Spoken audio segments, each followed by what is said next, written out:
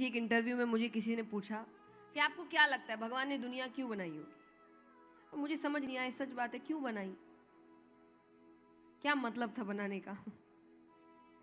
खुश तो वहां वो भी नहीं रहे, तो मुझे उस वक्त उत्तर नहीं समझ आया।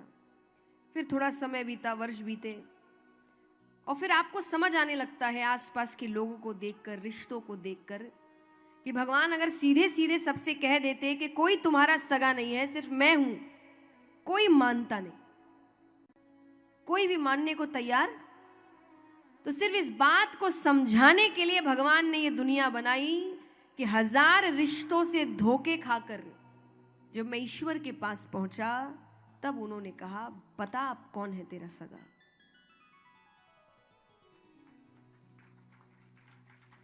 तो दुनिया बनाने का मतलब ही उनका ये था कि मेरे अलावा और कोई सगा नहीं है, सब स्वार्थ के रिश्ते हैं। तो आपको अपना सच्चा साथी किसको बनाना है? ईश्वर को। वो तो तैयार है, हम तैयार नहीं। मनुष्य बड़ा स्वार्थी है, जब तक उसके काम बनते जाते हैं वो भगवान का नाम जप करता जाता है। जहां काम खत्म हुआ, एक काम भगवान ने नहीं किया, मनुष्य इतना स्वार्थी वो भगवान बदल ले। यहां काम नहीं बन रहा, करते हैं कि नहीं हम? प्रसाद कहीं और चढ़ाते हैं। कोई कह देता है भाई आप काम, बोले काम तो हो नहीं रहा, मैं बताऊं, यहां प्रसाद चढ़ा के देखो, व्यक्ति चला भी जाता है, एक काम में पलट गया। भगवान के पास भी जाएंगे, 1000 शिकायतें तैयार होती है, ये नहीं दिया, ये नहीं दिया, ये नहीं किया, वो नहीं किया। वो तो भगवान नीचे आते नहीं, वरना वो भी लिस्ट लेके आते कि इतने जो काम बनाए उसका क्या, इसका धन्यवाद तो एक बार भी नहीं किया। करते हम धन्यवाद, मांग लेते हैं, ये भी चाहिए, वो भी चाहिए। और कई बार तो विचार करिए, मनुष्य ऐसा है जब उसके काम नहीं बनते तब वो कहेगा भगवान ने नहीं बनाए, और जब बन जाते हैं,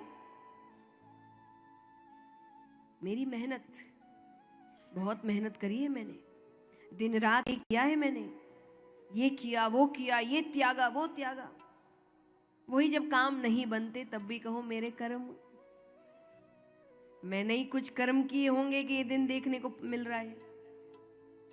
वो हम नहीं करते, तो हम तो भगवान से भी स्वार्थ का रिश्ता रख रहे हैं। इसीलिए कथाओं में अब भक्तों का संग से ज्यादा भक्तों का चरित्र सुनाया जा रहा है, क्योंकि संग तो मिल ही नहीं रहा वैसा। तो कभी कभी भगवान के चरित्र के साथ साथ भक्तों का चरित्र भी सुनना चाहिए। कैसे भक्त हुए? अर्जुन बाहर से नहीं बदले थे, आज हमारे लिए बाहरी बदलाव ही सबसे बड़ा बदलाव हो गया है, हाँ कि ना?